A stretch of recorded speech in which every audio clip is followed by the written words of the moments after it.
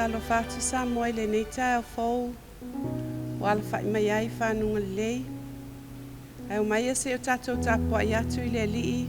Whaafitai ai lo na lofa mo i tatou. I savalinga le nei vai asu fou. A fati no ina tiu te mawhaiva o te tofi i tatou e ngā lue ai. O tala mai le langi le mamalo le atua.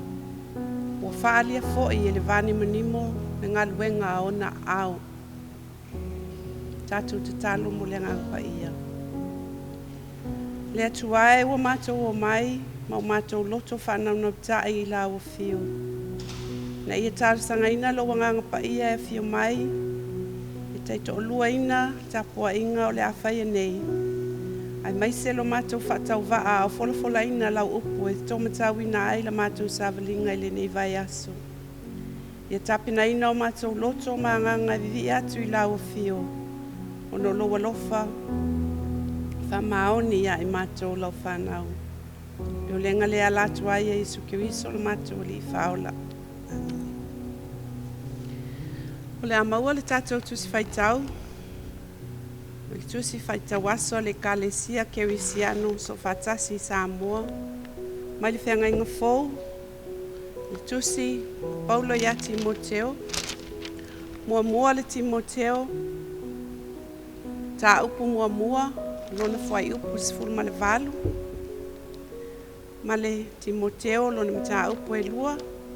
Ma le fwai upu sifuru ma lima. O le autu o le neaso, o se whaafita auli, whaaloto I fale. A local difficulty. Whaafonga maia ia whiongpa ia le tua.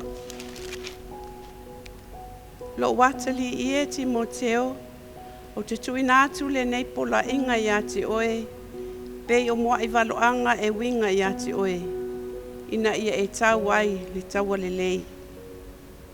Ai whaolaina ia I le whanaunga o tama, pe a whai e tu mau pea o ia I le whaatuatua, ma le alofa, ma le a meo le lei, a toa ma le whaamatuafa fine.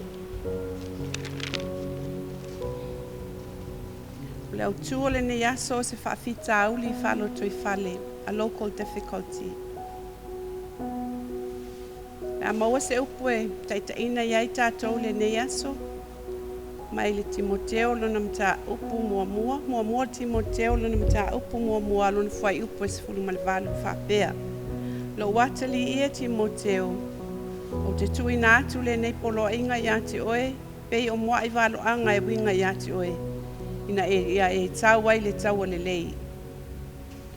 O nei upu I le tusia Paulo I lona tali I whaleanganga o Timoteo. Wale na o Timoteo e uwhapena o na whetalai mai ia I tātou uma le au Kerisiano. E pei o na walauina o Timoteo ina I whatau nuina o ngā luenga. Te tele, ai uwhapena fo ina ia tau le tau le lei e ala I le whatua tua. O I tātou uma foi ua wala awina ina ia whapena o no tātou whaia I lo tātou wola. O I tātou uma o fita o le vaenga au o le atua e tauina le taua whaleanganga.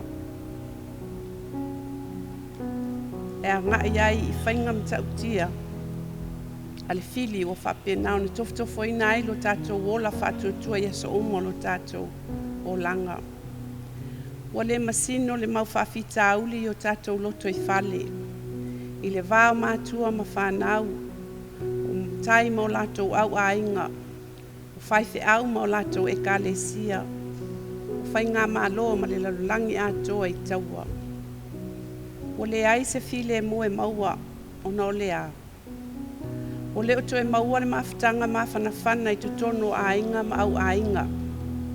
O whapena o na sa ili I tua atu le li o le ainga, isi au wala ea ngai iai whanau. O le aini lotu afi tutono le tele o ainga o whaamua lava tu ina nau o le nei o langa.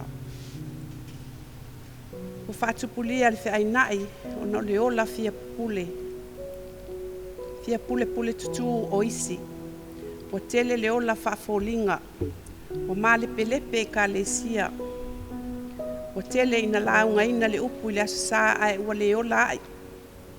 Sa o le upo le isi toi ina. Fai le mea lea o te whai atu ai. Ai au atu te whai a mea ia o te whai a. O whamanatu mai Paulo i lana tusi ia Timoteo i waloanga o whapena on whaatino ina. O waloanga on whapena on tu ina mai i lona wala awina ma le au tū o lona ola mai le atua. O tofu fo i tātou ma o tātou wala awina whapitoa mai le atua.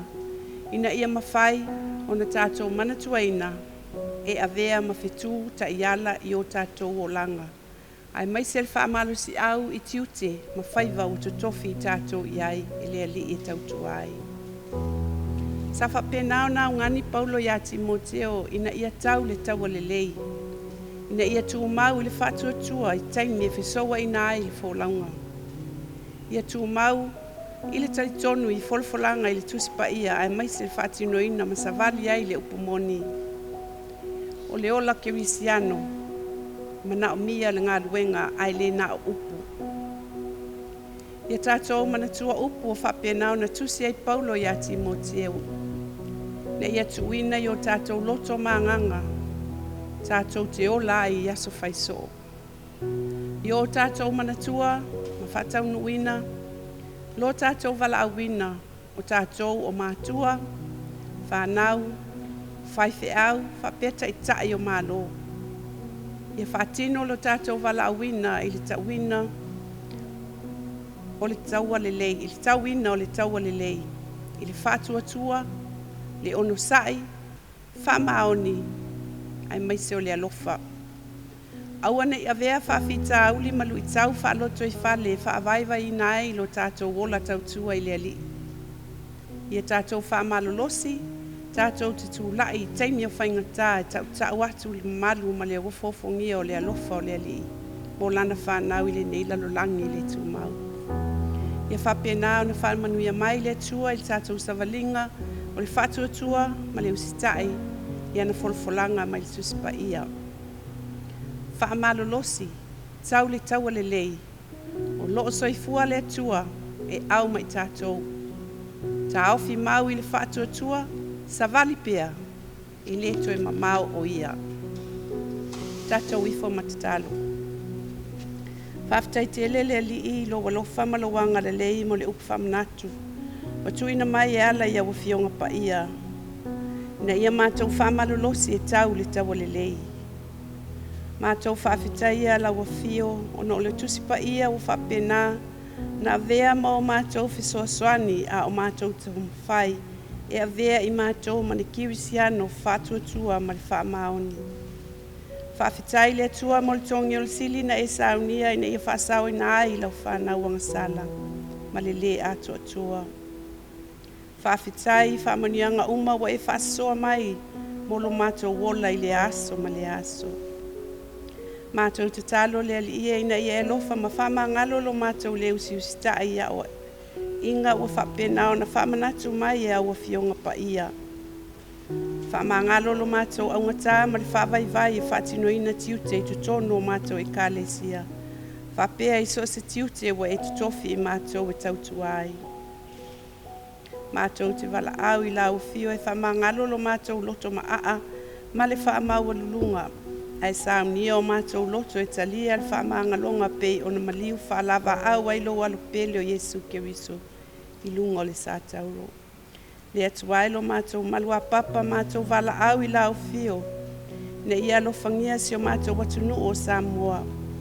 Whamanuia I e o avea mau mātou taitai. Ia maua le file mu ma le whamaoni e whaatino ai tiute mawhaiva. Mātou te talo le ali I le file mu ia whapenao na maua e o mātou a inga o nuu ma le atu nuu whapea le lalolangi atoa. Mātou manatua fo e o whapenao na mawhatia o no ngase ai maise o lau wala au pa ia I e pele o motusi ai le lato mawhatanga I le nei lalolangi le tumau. Ia toe whafoisia lo lato malosi ai maise ia maua fo I le whamawhanawhananga sili I o lato loto. Whamanuia I le nei ala leo le TV5 ma le au whainga luenga I le au nanga I mawhai o na o atuai lau upu fola I so se itu o le kelope. Mātou te talo mo whanau ma so se isi wa sai tia lo lātou soifua o no le tango fio fuala au whasaina. Ia o atu i ailo mana ina ia mawhai o na liliu ese o lātou loto mai le leanga. Ai whaasanga atu o lātou mata i lau fio. Mātou tu inatu si mātou e kālesia ina ia whamanuia le au whainga luenga tutofi o eo tawa suina le vai o le ola. E susunga le toia ina ma le whalitua isi utu ma le kālesia whapea fo isi o mātou e kālesia ia pia nei. E susunga le whawhianga inga ma le whalitua ma le loa loa o le kālesia. Tu inatu na ia mātou whanau whiangai ma o onga ia tunu ma mao ma samo nei. Pui pui lātou mai whaasosonga le fili ma malutia si o lātou ola. Ia lātou maua le poto e matau ai la ufio. O nisi mana onga lilo lo i tutono o le loto o tangata lava ia whapenao na e fōai e tusa o lau māsani o le alo fafua. Ia whaia pēa lo finangalo ai aua lava o mātou loto. O le olenga lea lātu ia Yesu ke wiso lo mātou wali i whaola. Amen.